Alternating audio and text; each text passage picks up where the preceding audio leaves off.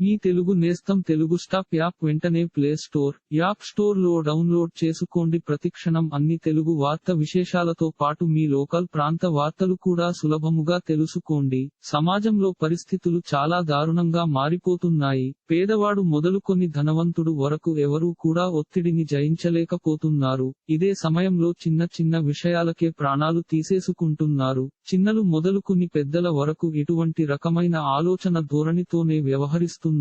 ముఖ్యంగా కుటుంబ జీవితాలలో చాలా పరిస్థితులు మారుతున్నాయి. ఒకప్పుడు ఇంటిల్లపాది అందరూ హాయిగా బతికే పరిస్థితి ఉండేది. కానీ ఇప్పుడు సమాజం కోసం ఇతరుల కోసం అన్నట్టు ఫోటోలు సోషల్ మీడియాలోనే బంధాలు తప్ప వాస్తవంలో ఎవరు బతకని పరిస్థితి నెలకొంది. ఇదే సమయంలో చిన్న చిన్న విషయాలకు భార్యాభర్తలు విడిపోతున్నారు. అదే సమయంలో ఒక్కోసారి కొన్ని విషయాలలో పిల్లల ప్రాణాలు కూడా తీసేస్తున్నారు. ఇదిలా ఉంటే తాజాగా 500 రూపాయల కోసం దంపతులు ఉరివేసుకొని చనిపోయారు. పూర్తి విషయంలోకి వెళ్తే కృష్ణా జిల్లా గుడివాడలో చిన్న గొడవకి భార్య భర్తలు బలవన్మరణానికి పాల్పడ్డారు. దంపతులు రాంబాబు 45, కనకదుర్గ 40 మధ్య 500 రూపాయల కోసం వివాదం మొదలైందని కుటుంబ సభ్యులు తెలిపారు. ఈ క్రమంలో వివాదం ఉన్నకొద్దీ పెరగటంతో భర్త ముందు ఉరివేసుకొని మరణించడం జరిగింది.